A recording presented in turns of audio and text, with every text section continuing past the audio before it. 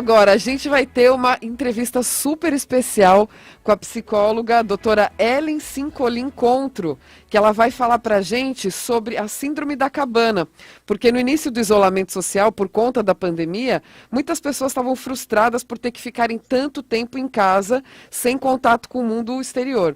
No entanto, com o passar do tempo e a gravidade da pandemia e a possibilidade de ser infectado, surgiu o medo de retornar à vida após quarentena.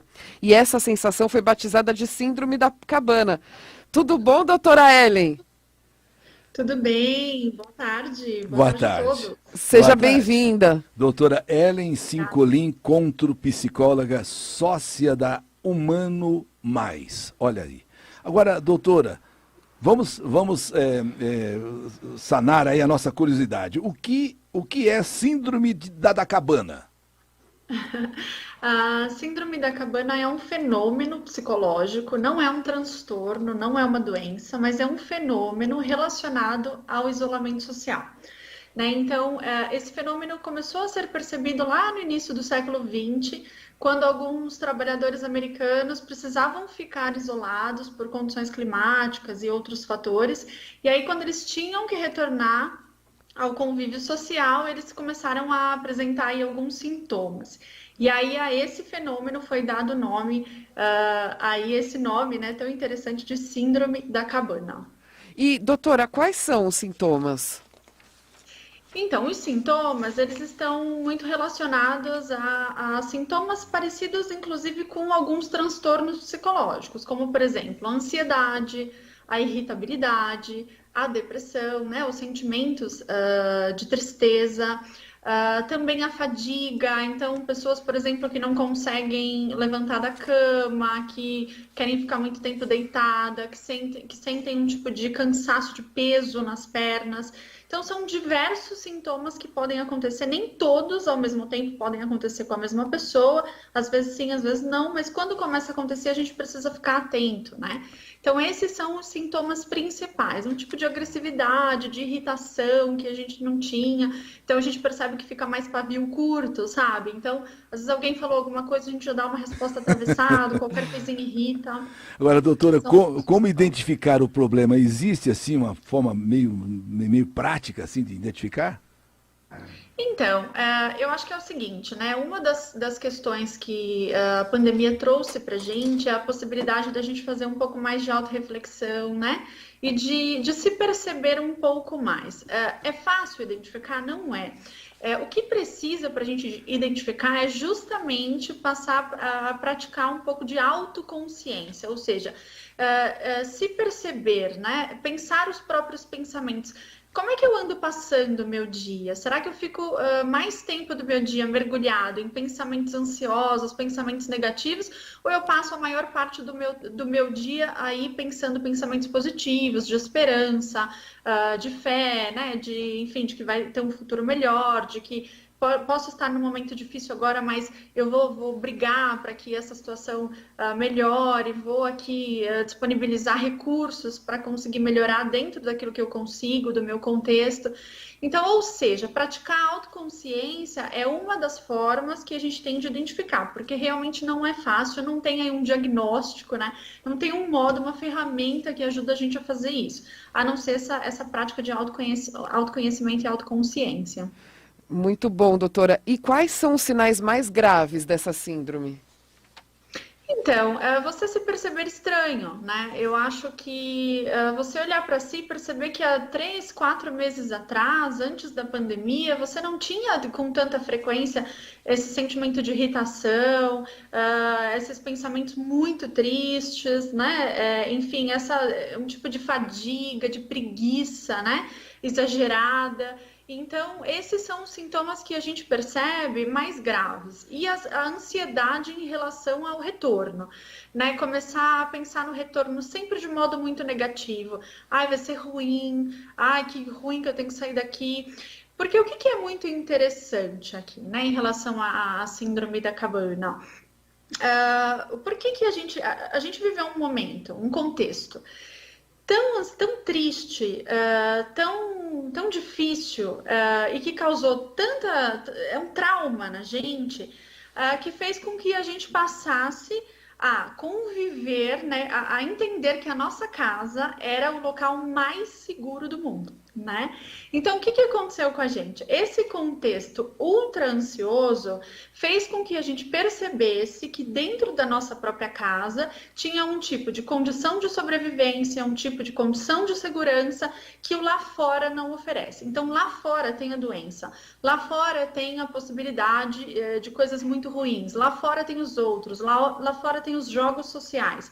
E aqui dentro, a casa tem esse tom de segurança, de sobrevivência. No confinamento, eu comecei a entender que eu tenho um tipo de controle sobre a minha vida, né? Que eu posso controlar, né? Supostamente controlar algumas circunstâncias.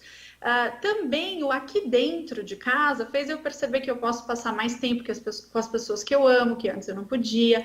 Para as pessoas que vivem sozinhas, deu para perceber que eu posso né, desfrutar de um isolamento social sem ter que ficar me desculpando com os outros. Então, esses fatores fizeram com que o meu cérebro associasse que o dentro de casa, que o que estar aqui dentro, de fato fosse um fator muito positivo, né, diante desse contexto. Então, imagina como é que é isso para o cérebro agora, né? Agora eu estou sendo convidado novamente a sair dessa zona, né, onde eu posso, de fato, controlar a dinâmica da minha casa, onde supostamente eu estou mais seguro, para ir para fora, onde tem aí todos esses estressores, né? Agora, Então, esse fator é o que causa os sintomas. agora doutora, como evitar, né, o desenvolver dessa síndrome? Existe como? Desculpa, quer terminar a pergunta? Não, Eu te interrompi. não, existe como? Tem como evitar desenvolver essa síndrome da cabana? Então, eu acho que é muito difícil da gente falar em evitar, né? Eu acho que o melhor modo da gente tentar, né? Não é uma garantia, porque o nosso cérebro é uma ferramenta muito poderosa, né? E quanto mais eu entendo que o meu lar é um lugar seguro, mais facilidade eu tenho de desenvolver esses sintomas. Então, como é que eu faço para evitar? É exercendo um pensamento crítico, né, que é a gestão dos próprios pensamentos.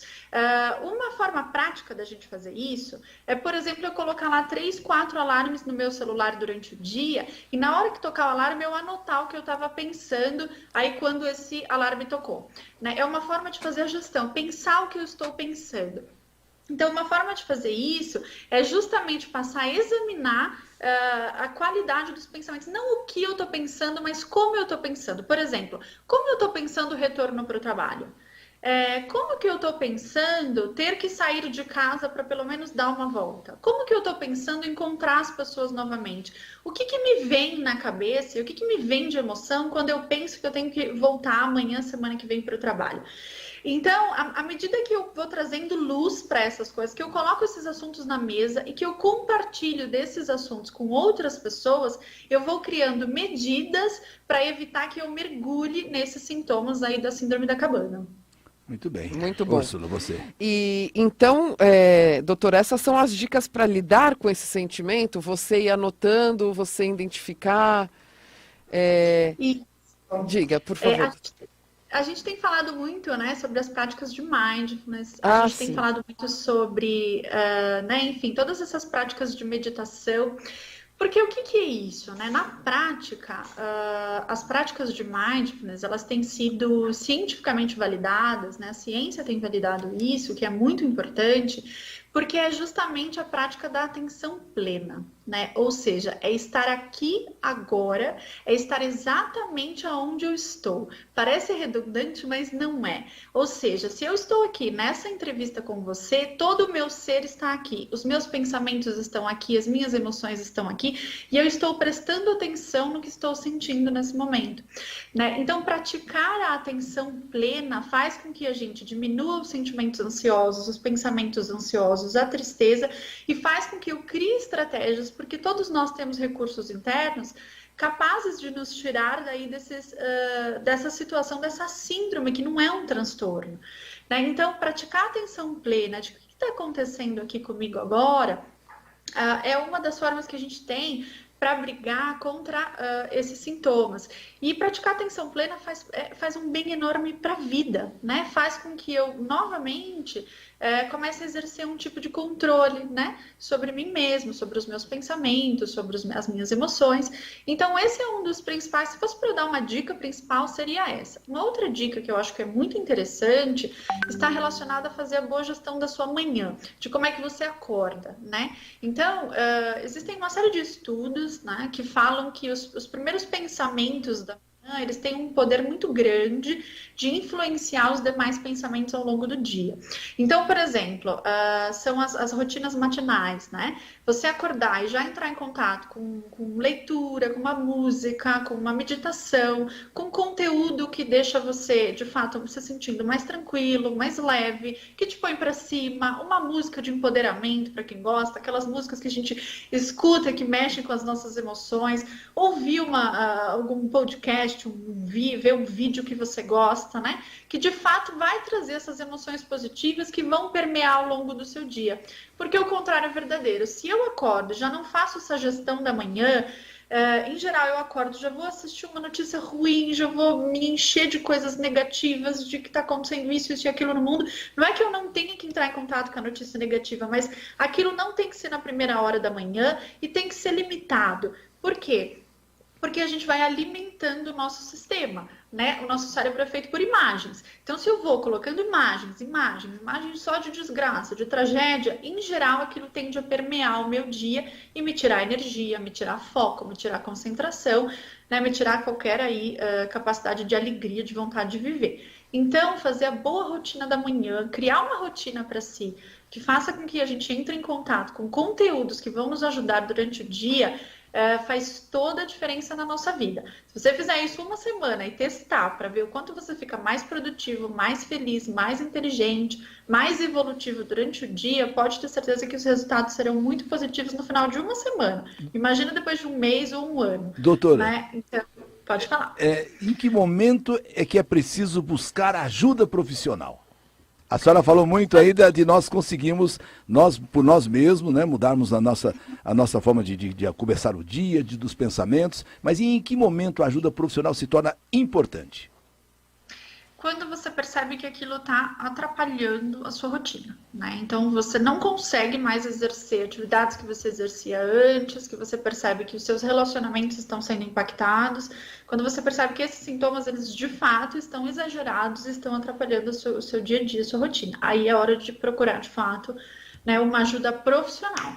Né? Se não estiver acontecendo isso, não é que não, né? Se quiser, vá procurar ajuda profissional, porque é maravilhoso. Mas se tiver uma pessoa com quem você confia, na família, enfim, alguém que você queira conversar, já faz muito bem. Agora, se está atrapalhando de fato a vida, aí é bacana, de fato, ir buscar ajuda profissional. Olha, doutora, só para nós encerrarmos, quem sofre de depressão, muitas pessoas estão deprimidas, doutora. Quem sofre de ansiedade, quantas pessoas estão ansiosas? Quantas pessoas estão padecendo da síndrome do pânico? Essas pessoas desenvolvem com mais facilidade a síndrome da cabana? Sim, desenvolve. Né, justamente por já estar aí mergulhado, né, numa situação que é mais grave, digamos assim, né, não é que não tenha tratamento, tem também. Claro que a gente precisa avaliar caso a caso, né, não dá para generalizar, mas sim. Então, por quê? Porque cada pessoa interpreta um fenômeno de um modo, né? Então, uma pessoa... E também tem as circunstâncias diferentes, mas a pessoa pode estar interpretando essa situação como uma situação de fato que vai eliminar a pessoa da vida, que a qualquer momento, ou a pessoa pode estar interpretando essa situação como, olha, é uma situação muito difícil, muito triste, muito terrível, né, mas pode ser que eu consiga passar por ela. Então, cada um interpreta o fenômeno de um jeito. E essa questão da interpretação que é individual, é de cada um, ela está relacionada aí sim, né? Por exemplo, as pessoas que já são mais ansiosas, que já têm, já estão em depressão, elas tendem a ter pensamentos mais pessimistas. Por isso que para essas pessoas é mais fácil cair aí na síndrome da cabana, por exemplo, ou potencializar os sintomas que ela já tem de outros transtornos. Bom, eu queria então agradecer muito a doutora Ellen Cincolin Contro, psicóloga, sócia da Humano Mais. Doutora, tantas pessoas, claro que talvez tenham outras perguntas que aqui nós não fizemos à senhora. Como que essas pessoas poderiam ter respostas? Existe um meio, existe uma forma delas terem um contato assim com respostas a respeito disso? Sim, sim. Existem as nossas redes sociais, a gente está à disposição, né, para responder aí qualquer A senhora pergunta. pode citar Então, uma ou não? Pode citar? posso? Por Posso favor. sim, claro. Enfim, nós estamos no Facebook, Instagram, né? Todas as redes sociais, nosso site. A gente também tem um e-mail que é atendimento@humanomais.com.br, onde a gente está à disposição para responder as dúvidas e fazer essa interação com todas as pessoas que têm dúvidas nesse momento. E todas as procuras têm que ser Humano Mais, não é isso? Isso. No Instagram e no Todas as redes sociais, Face. como Tá. Humano Mais. Humano Mais, gente. Humano Mais para vocês terem mais respostas, tirarem mais suas dúvidas, porque é muito importante, é muito interessante o que a doutora Ellen Cincolin Contro tratou aqui no nosso programa. Realmente, quantas pessoas podem estar sendo afetadas pela síndrome da cabana e não conseguem definir esse estado de situação, né, de momento que estão passando. E, de repente, encontrarão resposta em Humano Mais. É isso? É isso, já achei aqui, doutora, muito obrigada, adorei a entrevista e já estou te seguindo no Instagram. Tá bom, Obrigada a vocês. Obrigado. Tudo Olha aí, de gente. bom, doutora, obrigada. Olha, que coisa que a gente tem que realmente prestar muita atenção. A gente tem que... o poder da mente. Nossa, não é só a doutora Ellen. Eu conversei com O doutor Zeballos. Ele também falava sobre uma reprogramação,